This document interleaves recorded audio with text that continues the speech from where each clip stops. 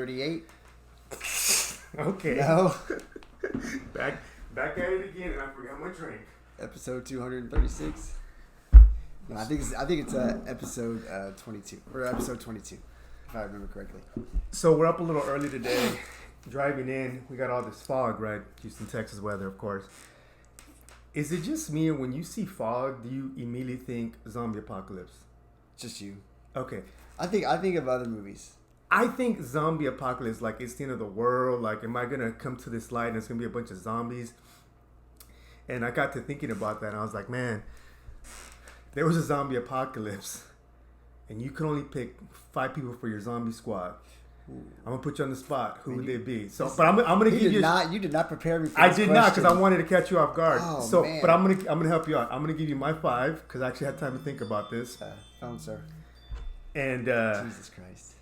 You would be terrible in zombie apocalypse. We'd be dude, they would totally creep through someplace, and like the zombies would be like kind of sleeping, and then your fucking phone would go off. Wake everybody up. Jesus Christ. So I'm gonna give you a minute to think. So my top 5 would be first and foremost my wife, of course, but not for the reasons you think. Oh, of course I got to say my wife because I'm gonna get in trouble if I don't. No, Daddy's gonna need loving in Zombieland, and I've been out of the dating game for a minute.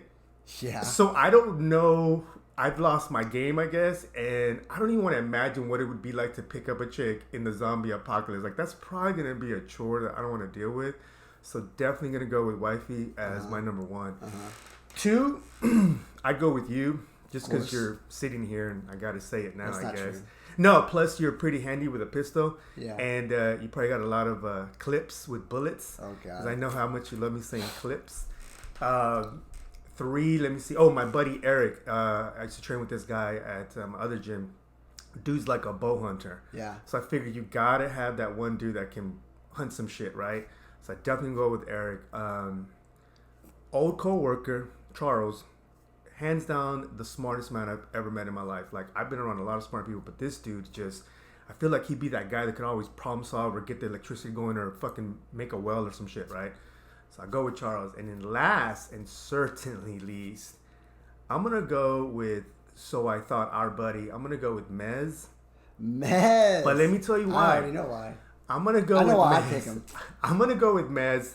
1, because he's pretty handy with a pistol as well. Not really. Well, it's terrible. Shit. Well, all right. Well, I'm gonna still go with he's that. not terrible, but he's better than I am. I mean, that's not a good standard. Well, he knows how to handle a gun. He does know. I would probably accidentally shoot gun. myself. So yes, I'm gonna go with Mez, and then the reason for that is because, like I said, 1, he can handle a pistol better than I would. 2. I feel like if Zombieland rule number 1 is true, that number 1 rule is cardio, I don't have to be the fastest. I just got to outrun one person out of the 5, and I'm pretty sure I can outrun Mez. He'll be my sacrifice if it has to go down like that, because not only did this sack of shit not invite me to his bachelor party, but he didn't invite me to the wedding. And it was just like, what the shit balls? I thought we were better than that. So that's a good point. Mez definitely is my bottom 5, just because I feel like he'll help me stay alive a little bit longer. Yeah. So that would be like my top 5. Like, if I had to choose, that's my crew right there. Okay, that's a. Who you got? So you got to break it down, right? Because 1, you can't Jiu Jitsu zombies, because if they bite yes, exactly. Man, if it was, I would have picked Ari, Professor Keith Owens. I would have picked all those heavy hitters. You got to take that out of the equation, because that's not going to help you unless you run into other rogue people trying to survive the wrong zombie apocalypse, and you got to take them out and you get into a hand-to-hand fight. So that's where it would become pretty handy. So you need a combination of both. You need someone who's good with his hands, who's good with weapons. You need somebody who's good at foraging, someone that's thoughtful, or not thoughtful, but can think through problems real well, because you're going to run into all these kind of crazy problems, like where you're going to have to MacGyver stuff. Yep. So it's a tough call. I'm going to say you, just because you're here. Razor and it would be really weird if I didn't. I want to pick one member from SEAL Team 6. I don't care which one it is, but they know Whoa. No, I'm gonna stop you. It's got to be people that you know. You didn't say that. No, you I just named 5 people that I know. You did, but you said you didn't make that. Well, the shit. rule. Why don't I? Well, I'm gonna pick Abraham Lincoln then. If we're just gonna. Well, how's that gonna help you? He's dead. I don't know, but I'm just saying. No, it's got to be 5 people you know. It can't be some random. Since you're changing, why don't I just say the rules, Jocko too while I'm at it? Since you're changing the rules, well, in the middle look, of the go game. with Jocko. You know him. I don't know him. I've never talked to him. Well, you're sponsored by the same people. It's company. So. That's not. I tell everybody like we're besties, bro. I tell everybody I know Jocko because I know you and you're sponsored by him. So it's like my brother. He tells everybody he's a brown belt because he knows me and he's never trained a day in his life. But okay. you know. All right. So we'll say all right. People I know. So we'll go with you. Just my bestie. You make me laugh. So I gotta have someone that makes me laugh. Okay. I needed a significant other because I agree with you. You're going to be lonely out there, and you're going to need somebody to, cuddle with. Because I'm not cuddling with you, so you need someone to cuddle with and to give you love and all that stuff. Because it's going to, it could get really weird if you're not getting that and you're just around a bunch of dudes. So, I need someone that's a significant other. Whoever that would be. So we'll just say that's an unnamed person. Okay. And so that's 1, 2. So I get 5, right? Yeah. So I got 2. You got 2. All right. Number 3, I'm gonna say my boy Jeffro Molinax out of Killeen. He's a badass on the mat. So if we run into some problems with some rogue other people trying to survive, yeah. He's a good guy to have. Super handy with weapons. He's a freaking sheepdog instructor for Tim Kennedy. So he's a badass. So boom, that's our weapons guy right there. And he's built like a brick shit house. So he's kind of like that guy. Yeah. So that's 3. I need 2 more. So I got the funny guy. I got a woman giving me love. I got a dude that's badass and can fuck shit up if we need to fuck shit up. So I'm on number 4. You're on number 4. Now I'm starting to struggle a little bit. So I would say Mez too. And sorry Mez, but yes. Number 1 rule is cardio. Yeah. And I love you, but if shit goes downhill, we're all running. There's got to be a sacrificial lamb, and thank you. So I'm sorry, and plus you're funny. You make me laugh. No, you're one of my best friends. So there's that. And you're not like a great shot, but you know how to handle weapons. So that's good enough for me. And then number 5, I would probably... Who's your hunter, bro? You have hold on. I'm about to name him. Seth up in Coeur d'Alene, Idaho. Seth, our former SEAL. Oh my God! So I know him. So that's Seth, our former SEAL. That dude's a crazy motherfucker. And for real. He would be eating zombies. He will eat zombies. Yes, totally. If you don't know this guy, you want him on your team. Yeah. You definitely don't want him not on your team. Let me put it to you that way. So that's my 5. Oh man, Seth, that's a good one. You know, I forgot to mention this in the heat of the moment, but as one of my runners up, I would definitely pick JT because he does all the search and rescue stuff. I don't know. I just feel like he's resourceful. Yeah, he's in great shape. We'll put him on. He's back up. Yeah. If one of my guys falls out, boom. JT, if you're listening, you're in. If one of those guys back, if we don't. And trust me, you're gonna get in quick because Mez is not gonna last very long. So but the problem is JT's really fit, so now you're gonna be the slow guy. Oh shit balls. So you just fucked yourself. All right. Well, he's just the runner-up, so yeah. I figured, man, it's a total dick move if I don't say JT and shit, man. Okay. Well, let's get into some jiu-jitsu. So speaking of dick moves, actually, let me back up, bro. So I was training Friday at lunch. Came up here to train at lunch, and I know one of the topics we want to talk about is jiu-jitsu injuries today. So I was training at lunch, and I was training with Sid, and he's trying to pull my legs up into a 411 position. Okay. And I'm fighting it with my outside leg. I'm pulling away from him, and he's pulling towards like the lower part of my leg, and I'm trying to pull it out while we're sitting. And that's what she said. Ew. And anyway, at some point, and if you know Sid, he's not a small guy. He's pretty beefy guy. Likes to lift some weights. So my thigh versus his pulling, and all of a sudden we heard my knee go pop, and we both just stopped, and I was like, I don't know what just happened. He's like, you okay? I was like, I don't know. You don't know. Yeah, like when your knee pops like that, you really don't know because you don't really feel anything at that moment. So I was like, I don't know. Let me just take a break here. I walked around. Everything seemed okay. I thought, well, maybe I've had it happen before on the other knee. I popped my LCL on my other knee before. So it was very similar to that. And in my mind, I kind of knew, but I was hoping. Yeah. Maybe not. So I started walking around a little bit. I even got another roll in, but I could start to feel that the knee felt a little loose. Yeah. And I was like, After that roll, I was like, you know what, I'm done. And sure enough, about 3 hours later, I felt the heat going to my knee, and I felt it just completely swell up. And so I haven't been to a doctor, but yeah, I'm pretty sure I know what happened. I popped that LCL. So now I'm in this weird thing where what am I going to do for training? Like, I can lift. I can't do squats, obviously. I can still lift and stay fit, but it's going to be probably a couple weeks before I can actually get on the mat and do something, which really sucks. Really sucks, man. Oh, man. Yeah, as soon as you said heat and it swelled up, I was at first when you were telling me that, I was like, oh, you good? Or like Derek Lewis says, he's okay. But like when you said the heat and the swelling, I was like, oh yeah, you fucked something up, because mine was like 3-4 months ago. We heard 3 pops, and was working a truck position, got there, got into the truck, got a submission, went back for seconds like an idiot, got greedy, feeling pretty confident, feeling pretty cute. Oh, I'll get it again. Same row, same person, just hitting with it. I go back for seconds on my goofy side, and then I don't know, they based out or something happened. I just heard pop, pop, all 3 pops, and I was like, son of a bitch.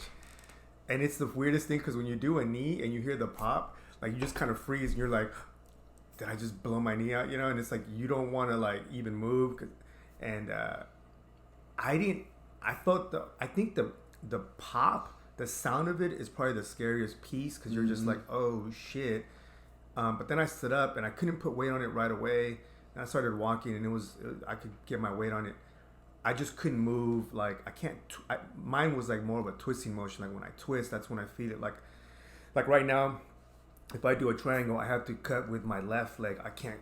I probably can now. I'm just still kind of babying it, but I can't cut with my right. It still feels uncomfortable. How long did you sit out before you went back to training? 2 days. 2 days. Yeah. But here's the thing. I didn't have any. I didn't have that. I know what you're talking about, that heat sensation, and I definitely didn't have any swelling.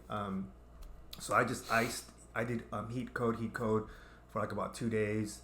And I'm lying to you, because I had to come back the very next day and help with the kids class, so I didn't stay off it. I wasn't. Until I trained. Yeah, until I trained. You have to move and walk and do stuff. Yeah, I think I stayed off of it for like maybe 2-3 days, and then I got back on the mats just to kind of feel what I couldn't do, and that kind of becomes a thing where injuries are an interesting thing, because when I was a white belt, my first coach, Forrest, used to say that injuries are good because they'll force you to evolve your game. Like if you can't do a certain thing because this knee's injured or this shoulder's injured or whatever, it'll force you to, one, be very protective and defensive of that piece of that body part that's injured, but more so it'll force you to evolve a different aspect of your game. Maybe you're a bottom player, but all of a sudden now you got to try to be on top, or vice versa. And I remember as a white belt him telling us this, because he would always say that if you're injured, don't think it's time to just hang it up for 2-3 months and let everything heal. You should still be on the mat. You should still either be on the mats taking notes, or at least drilling. You don't have to roll right away. At least that's how I took it. But in his crazy mind, it was like you should still be rolling, because it's gonna force you to evolve.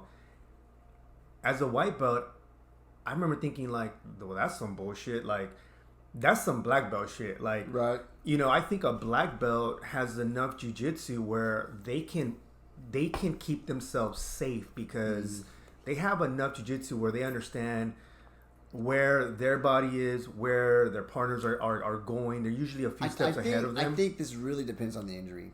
Like, yeah, if you got a real minor injury, like you jacked your arm up or something, yeah. But if you get something where you're talking about actual tears and actual damage to things, it changes a little bit. Because the more jiu-jitsu you have, for sure, the better you can protect yourself and protect injuries you have. I mean, that's for sure. But it just depends. It also depends on the injury. There are some injuries where you just don't need to be on the mat rolling, drilling maybe, movements and stuff, but definitely not live training if you got certain injuries. Like with my knee right now, I'm not live training this week. I'll be here. I'll help with students, and I'll try to drill some of the moves we do, but I'm not rolling on that knee. Like, if that knee needs the ability to heal. Like, if I try to roll on this knee right now it would be a disaster because it's still pretty jacked. But, like, say I wait 3 or 4 days. and I try to roll on it and protect it. The chances of me re-injuring it are pretty good. Yeah. If I make a wrong move, because you know how jiu-jitsu is. Things still, even though you protect yourself, weird movements happen, and you can't predict everything that's going to occur during a roll.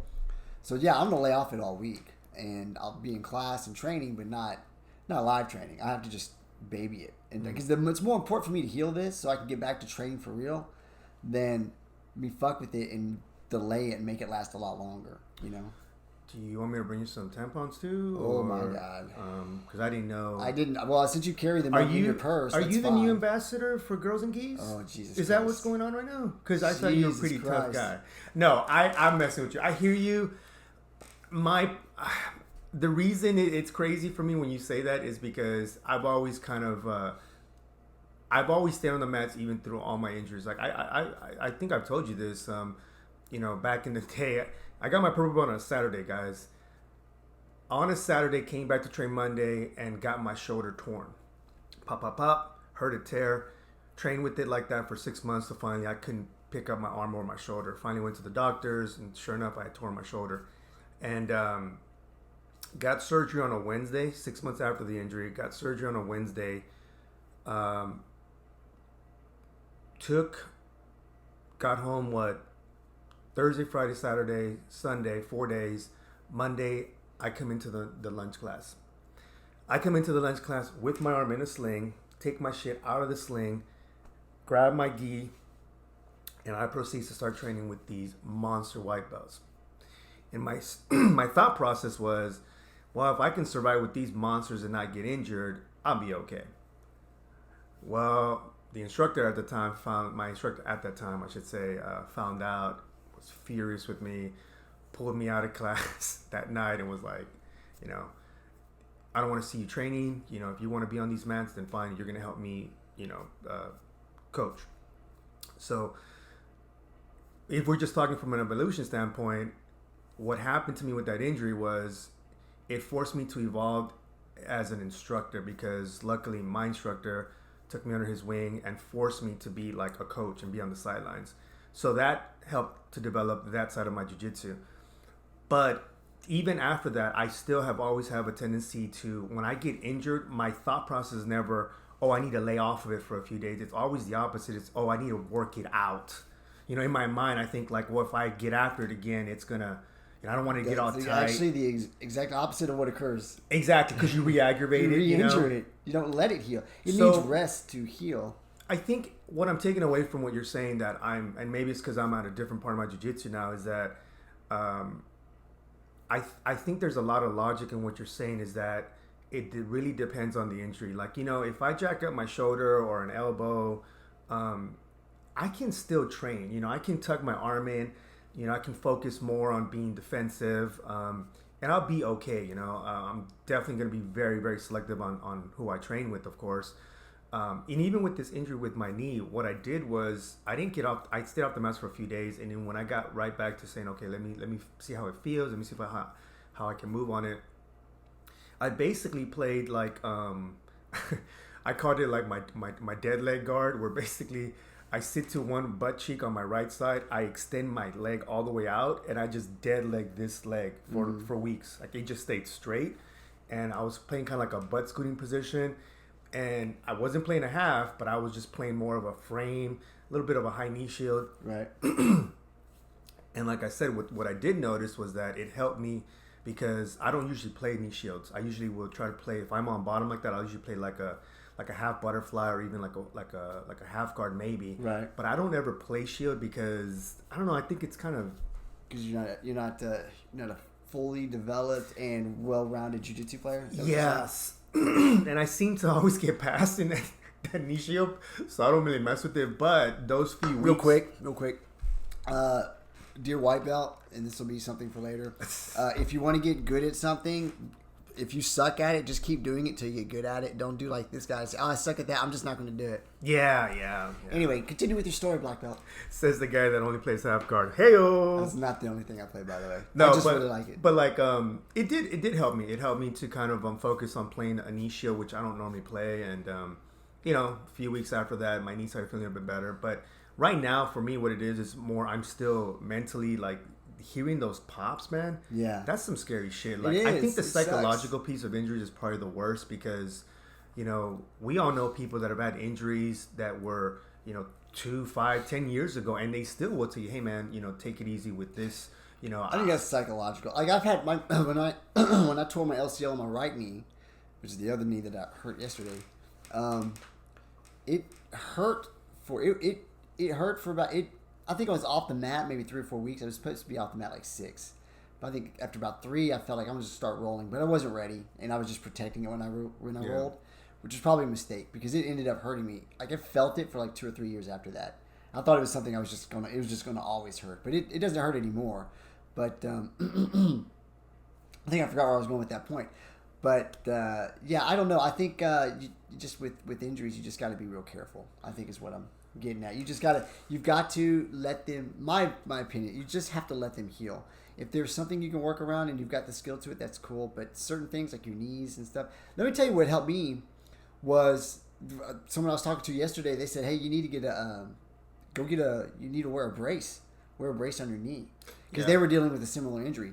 And so I went and bought a brace and put it on and went to go lift. And it made a huge difference just in the knee. Like I felt it was secured in place. So I could walk. I could still walk. I could walk around and do stuff. I can't like lift with it, but it just made it feel better while I was doing stuff. It feels like a security blanket. But I got a good brace. Like I went and bought a really good one that you can wrap around. Not some shitty ass $10 Amazon brace, which... something that you do. Nah, man, dude, we've got an entire drawer full of like orthopedic equipment. Yes, like from you probably got a bunch of shit you don't need though. You probably got like a back brace. No, you got like one of those things that hang you upside down. No, dude, I've been looking at one of those, man. Of course you have. Dude, Tony Little on HSN, bro. He always advertising it. Stop watching it. But no, we have a whole thing of sleeves. You know, a bunch of sleeves, knee braces. You know, like slings and stuff. And I was like, man, I don't remember all these injuries. Like the main injury that I remember was as a white belt, Trevin Giles, who just fought in the UFC, shout out to Trevin. He tore my pec muscle showing a move after class. Hey, Ron, let me borrow you real quick. And then I know what the hell he was doing. He pulled my arm back and dropped all his weight, and I just heard a pop right here. Yeah. Because I used to lift a lot. And so, tore my pec muscle. I remember that was my second injury that I remember. My first one was I was rolling with another white belt, and we were getting after that after class. Because, by the way, dear white belts, all your injuries are usually going to happen after class. It's always hey, let's get one more. Hey, let's get one more. That'll get you injured faster than anything else. If somebody tells you, let's get one more, get your shit and leave, because you're going to get injured most likely. But, so rolling with a white belt, he caught a Kimura or something, and he went one way, I went the other, and we heard a pop. And we both like panicked. And he was like, "Oh my god!" He's like, "Are you okay?" And I was like, "It wasn't me. It was you." And we're literally going back and forth like, "It's not me. It's you." Like nobody knew who it was. And then the guys on the wall they were watching. They're like, "Ronnie," they were like, "It's you. Like your arm was bent the other way." And I was like, "But I'm fine. I'm fine." And then he goes, "I was like, all right, let's just go." And he was like, "Nah, man, are you sure?" I was like, "Nah, let's just finish the round." He pulled guard, and I took my hands and I pushed like on his biceps. And as soon as I straightened out my arm, I felt the flame in my elbow, dude. And no. I was like, oh, shit. And now I'm in his guard, and I'm like, oh, shit, now I got to go. To my credit, I did pass his guard, and I did submit him with an arm triangle. And then as soon as that happened, I was like, hey, man, you're right. It was my arm, and and that was my first injury that I remember. I tore something in here. I don't even remember what the hell it was. Second one was my pec. And then the third, and I'm only talking about significant ones. The third one was probably when I tore my shoulder when I got my purple belt. Knees, I've had them pop, throughout the years. I've never gone to the doctor for a knee, and it's funny because I'm realizing as I'm talking is that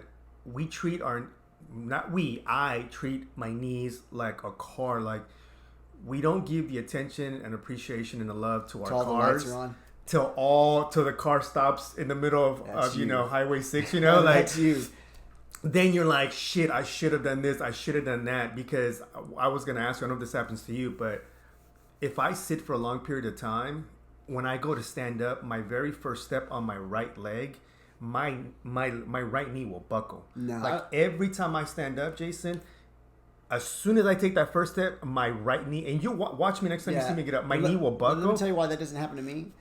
Because I work out. So I've got strength. Man. I've developed the muscles and the strength in my thighs. I do have some pretty thick thighs. Yeah. I don't know if you guys see my videos. I got some thick thighs and a thick ass. Yeah, Work really hard for that. But anyway, besides that, so no, I don't have that issue of standing up. Yeah, no, me neither. Anything me buckling. neither. I was just saying a friend of mine is what I was trying to say. Yeah, let me tell you my first what I thought was a serious injury was training at Elite and I was doing MMA and back in the day. Yeah, like we all did. Yeah, and I took a shot to the ribs. It was a kick. It was a knee, or it was a shin, and I felt it, and immediately it was just dropped me, and it was just like I didn't know what happened. It was like that hurts. I thought my ribs broke is what I thought. So I'm just sitting there, I'm laying down, I'm on the mat, and I remember was like Jason, get up. I'm like, I can't. He's like, get up. I was like, I can't, because I was trying to get up, and it was like. It wouldn't let me. It hurt too much, and then I couldn't breathe. So I was like, oh my god, I broke ribs or something. So they sat me up. They brought me and sat me down a chair. Just wait a minute. I was like, I can't breathe. I can't do anything. Like, okay, we'll take you to the 24-hour ER or private ER that was just down the street. And so I'm waiting for them, and then all of a sudden I'm sitting there just like this. I shit you not, like everything goes black. I didn't pass out, but everything everything went black. I couldn't see. Yeah. And so while they're talking to me, I'm like, guys, because I put my hand in front of my face, like I can't. It's black. I can't see anything. I was like, guys, I can't see anything. Like I can't see anything. And then I got scared. I was like, your body was going in shock from the pain. But I didn't know. I thought I was like, am I going blind? Like I was like, Jesus Christ, what if I go blind? Like this can't happen, you know. And I remember it was just black forever. And then finally, Hai got his car out, and then slowly, it felt like forever. It was probably a couple minutes. Like lights started to slowly come back, and things started coming back, and I was like, oh, thank God. Scared. So what had happened was I tore like cartilage like all down my ribs. Like it wasn't just like one; it was like a bunch. I think it was this side actually. Yeah, because this is the rib that popped out. Because I had a rib that ended up popping out from all the cartilage getting torn. So I got a floating rib. So you'll see me. I'll cramp. I think it's this. No, it's this side. I'll cramp a lot sometimes, barely doing anything like up here. And I don't think it's the cramp. I think it's the rib moving. Like the rib will move slightly, which will make it feel like a cramp. And it's terrible. It's terrible pain. It's so weird. And that was like 10 years ago. Yeah. So let me educate you. I'm going to tell you a quick little story. Growing up, when I would ask my mom for certain things, things like stupid stuff, like can I get a tattoo or can I get a piercing? She would always say, yeah, go ahead. You can do whatever you want as soon as you turn 18, you get out of my house, you do whatever the hell you want. That was always her response. Well, I left home early. I left home at 17. And let me tell you what I did. I did two things when I moved out of my house. I went to the grocery store and I filled up a shopping cart with every cereal that my mom never got me when I was a kid. So I literally, my first shopping experience as an adult at 17 years old was I bought like 20 boxes of cereal and a bunch of ramen noodles. All right. The second thing I did was I went to get 3 piercings. I got my eyebrow, I got the top of my ear, and I got my tongue at the same time. Oh, you got a tongue piercing, bro? Bro, I was one of those guys. I was 17, man. So I'm in there. I don't know if I can look at you saying right now. How did I not know this? Man, I'm going to try to find you a picture. I think there's one picture, bro. I think there's one picture where you can actually see. So they did my eyebrow first, which totally sucked. They did that one first, and you said your tongue pierced? Yes. But I don't think I would ever tell anybody that. I would take that to my grave. Bro, let me tell you about the tongue. The piece that hurts, it's not when they puncture through. They have a clamp. It's like a clamp that reverse. It's a reverse clamp. So if you can imagine it looks like a little scissor. They squeeze it. It opens, and then when they let the handle go, it clamps down. It's got a little circle in the middle. So they use that to clamp down on your tongue. That hurts like you wouldn't believe because it's smashing your tongue. Then from there, that's where they stick the needle through. Oh my God. Right? So eyebrow, top of the ear, tongue. The guy, we're done, and I'm just like, wow, and we're standing there, we're talking, and he's kind of giving me the instructions on how to clean it, blah, blah, blah. And then all of a sudden, the room starts to go black. Like at the end of the cartoons where like it would go black into a little circle. You know what I'm talking about. You've been there. So the room starts going dark, man. And I'm just like, and that didn't catch my attention. But what caught my attention was all of a sudden it was like someone was turning the volume down. So he's standing there talking to me, but his voice is getting lower and lower and lower. That's what's freaked me out and caught my attention more than the blackness. And then I remember I said, I don't feel so good. And I remember my head kind of bobbed. And then I remember he lunges at me. And then next thing I know, I open my eyes and I'm laying there. And they've got a light on me. And they're like putting a cold compress. And I have no idea what happened at this point, right?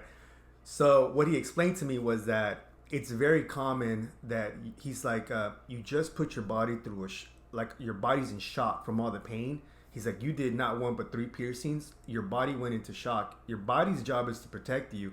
And because it can't process all this pain, it'll just shut down and put you to sleep so you don't have to deal with the pain. So my body did what it was supposed to do. But that feeling, that darkness, and that's why you felt that, because your body was doing its job. It was protecting you. Yeah, I mean, I get it. It's just, that shit was like one of the. Now I can look back and think about how funny it was, but like, yeah, man, when you talked about the darkness and the black, like, been there, done that. Yeah. Been there, done that. Speaking of these injuries, I think we talked about this a little earlier. We're talking about moves in jiu-jitsu that are considered faux pas or are banned versus moves that should be banned. And I think one that we've seen it over and over and over again, and it's like a basic move, but it's got the most disastrous results. Talking about knees, is people who jump guard. Yeah. How many videos have you seen of people jumping guard when someone else is not looking for it, and their fucking knee blows out? We had one just recently here locally in Third Coast. The girl's knee got blown out, and we've seen a ton of them. And John Danaher has even said, of all the moves that should be banned, jumping guard is the number one rule. Like, maybe not for any belt level should people be able to jump guard. I would say, I think black belt level, you're a black belt at that point, jumping guard, I'm okay with almost anything at black belt level. But, man, like, purple belt and below, I think it should be banned. I think it's a terrible idea. I agree with you 100%. I wonder how many black belts have gotten their knees hurt from other black belts just jumping guard, because I would imagine it probably still happens at the highest level. I think for me, and to this day, I made the mistake of watching this, and it will haunt me forever, was when Mike Columbus, when he got his knee blown out, I think he was like a blue or purple. Some dude jumped guard on him, and his knee went the other way, and the way he screamed was just like, it was just, I almost vomited, dude. And I've never watched another video on people jumping guard again after that. But, yeah, it doesn't make sense as to, every little thing seems to get banned when it comes to IBJJF, but this, I would imagine, probably has the highest percentage of injuries, and yet you're allowed to do it. Yeah. I think what's going to have to happen is it won't get the attention that it needs, because people talk about it every year, but it won't get the attention and it won't get a ban until high level. You get one or maybe two like high level black belts that are Brazilian, specifically Brazilian. If they get their knees blown out because someone jumped guard, I think then they'll finally go and try to make a rule change, because that seems to be the trend with IBJJF. When things don't work to the advantage of the Brazilian, they'll change the rules. Exactly. I must say that's how it works with them. If Brazilians aren't down for it, then we got to ban that. If it's something Americans are doing, we got to ban that. But exactly. Remember when the wrestlers were coming in and dominating, and then they threw that bullshit rule that you had to take them down and hold them there for 3 seconds. So then it was like, it just changed it changed everybody's strategy, but it was like, there's been other rule changes. Is that new, or was that new, or has it always been that you got to hold the position for 3 seconds? Well, what's his name? Not AJ Agazar, but it was it's one of Lovato Jr.'s guys. I can't think of his name. Bader, not Bader. I know you're talking. You know what I'm talking about, He's right? one of his top guys. Yes, that dude. He was going into tournaments. Awesome. He would take these dudes down, let them back up, take them down again, just rack up points. And then when people saw his lead, they were like, "Oh shit, we can beat these dudes like this." Everybody started. I think that's a good implementation of a rule, because you don't want it to become a wrestling match. You want it to be a takedown match. It needs to be, jiu-jitsu needs to happen. So I agree with that, because you got to force engagement. Like, if you let someone just take down and disengage, I think that's actually a good rule. So that's actually a good implementation of a rule, I think.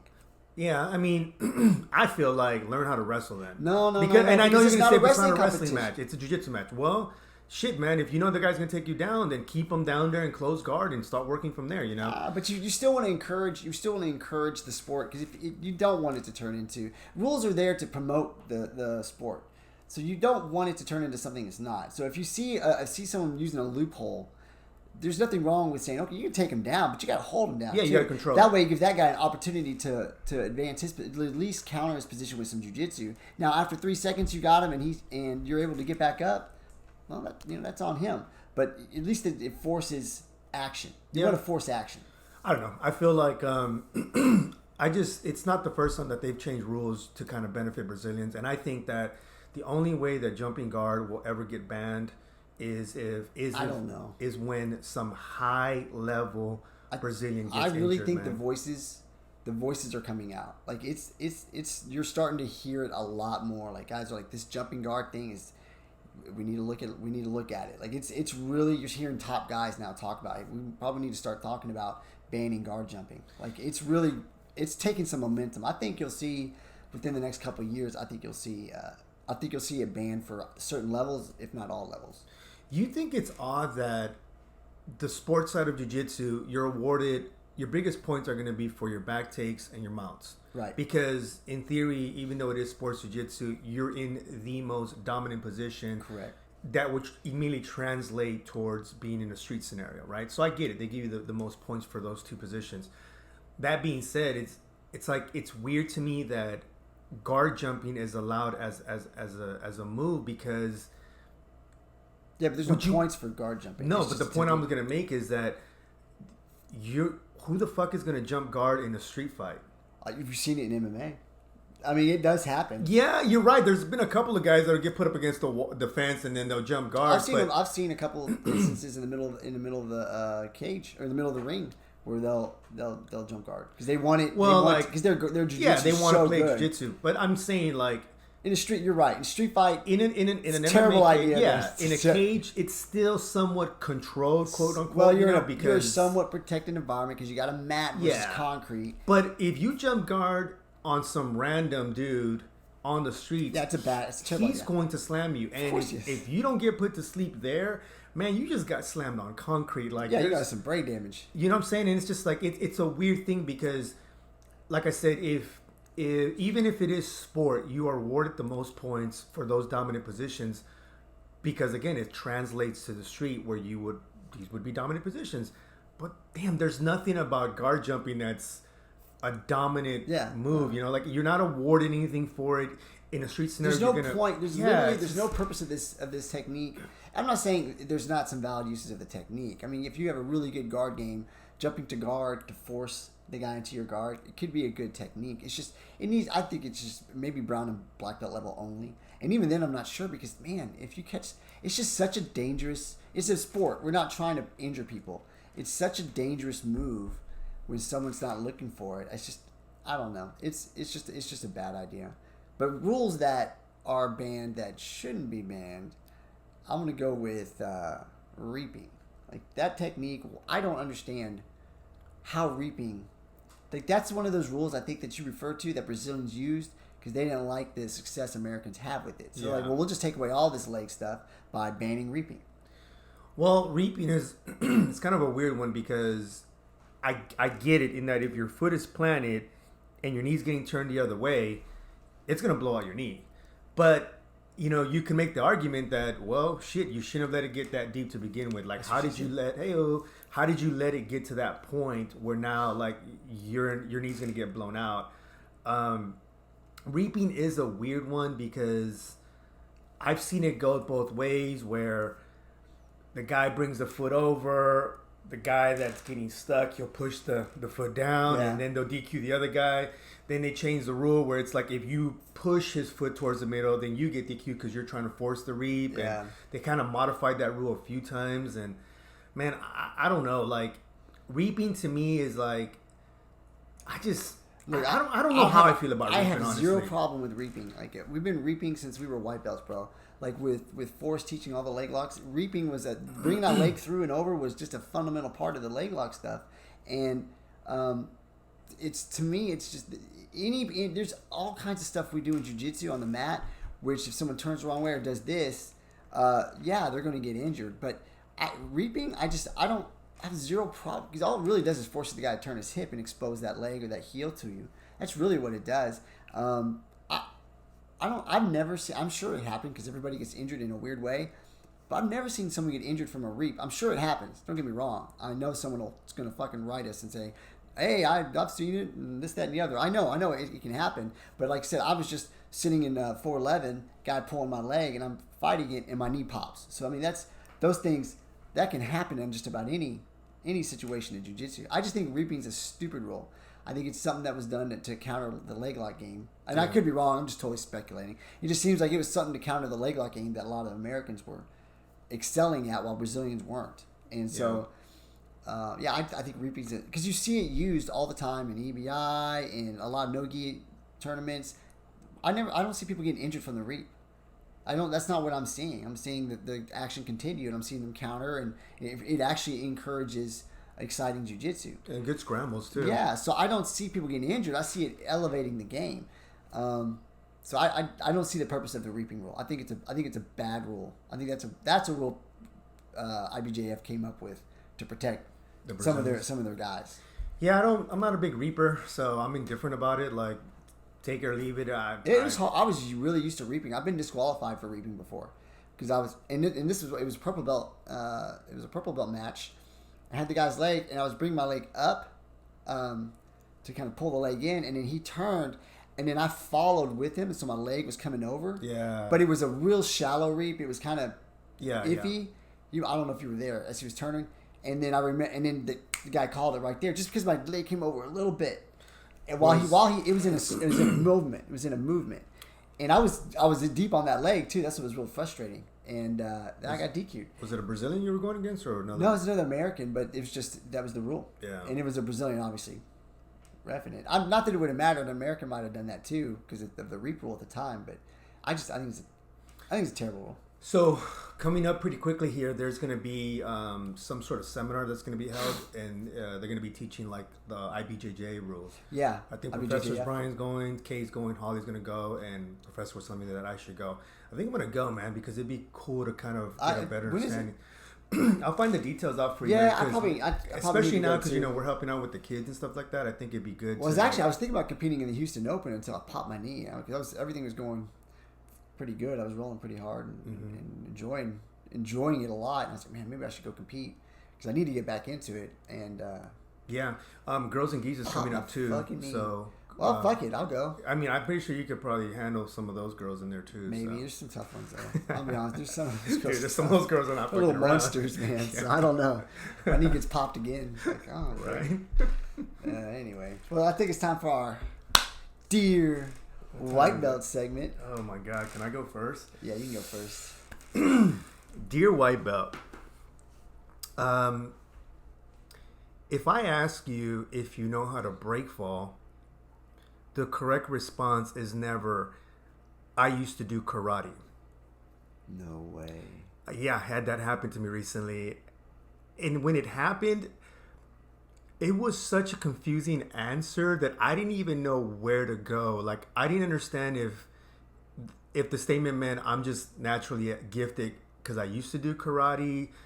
Yes, I know how to break fall because I used to do karate. It was such an odd answer that in over 11 years of jiu-jitsu, I literally paused and was like, I got nothing. Because your break falls sure as shit look like you've never done one before. So I'm not sure what we're talking about here. But it was the weirdest answer I've ever gotten, Jason. Hey, do you know how to break fall? I used to do karate. Not yes, I used to do karate. Just, I used to do karate. Great. I used to do Taibo. I don't know what the hell. So what does that mean? Does that mean yes or no? So maybe you can help me understand what that meant. But that's my dear white belt. No, I've never done any of those traditional martial arts stuff. So I cannot. I don't know. I don't even know what they teach other than I know my exposure to traditional martial arts is Karate Kid. That's what I know. Wipe on, wipe off. Danielson. Whatever, punch, kick, board, no punch back. Yeah, That's yeah. my exposure to karate. So I don't know anything more than that. I don't know if they do break falls. Maybe they do. Maybe they do. It makes sense. I mean, it seems like you would do break falls. I don't know if they do it well, but I had no idea. So you're asking the wrong guy. Yeah, like I said, it was just an odd question because there wasn't a yes before the answer. It was just a statement. I do karate, or I used to do karate. And it was just like, I didn't ask you about karate. I just want to know if you know how to do a break fall. But yeah, man, that's my dear white belt. Dear white belt. If someone asks you if you know how to do a break fall, don't respond with, I used to do karate, because that's the weirdest answer, and I just have to walk away from you at that point. So that's one I've never heard. It was brand new. That's the first one for me. Dear white, I kind of said it before, and I know we kind of beat it over the head, but dear white belt, if you get hurt, take some time off the mat. Take some time from training. That doesn't mean take time off the mat, right? So I'm saying take some time away from training hard, but if you can come in here and still drill, don't be the white belt that gets hurt and leaves for 6 months and then comes back. Yeah. Or a year and comes back, because that's how you kill your advancement and progression in jiu-jitsu. Yep. So if you get hurt, stay off the injury, but don't disappear. Come into class, if you're capable, come into class, do some light drilling or what you're capable of doing without hurting your injury. And also, if you don't spaz, you probably won't get hurt. So, and I know we talked about that last week. So yeah. That kind of goes hand in hand. But yeah, that's mine. Dear white belt. Sounds like really don't what you're disappear. trying to say is basically, don't spaz. Don't spaz, and then don't disappear after you hurt yourself spazzing. Because you're going to learn from this somehow, some way or another. But yeah. That's a good one, man. Man, I feel like there's something we're missing. Oh! Well, you know what? We'll save it for next week. Because I tell you what, I'm surprised. I can't believe we didn't come up with this. All the controversy around the UFC in Houston.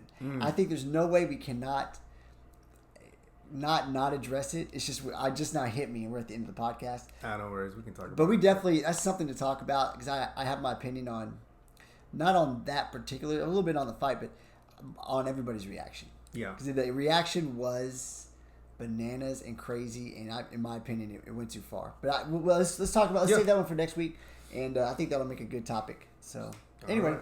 That's all I got. You got anything else? Any no, shout-outs? that's it. Besides Beast Mode Brody. No, Beast Mode Brody should not be listening to this. Dad told me yesterday. He's like, "Hey, don't worry about him.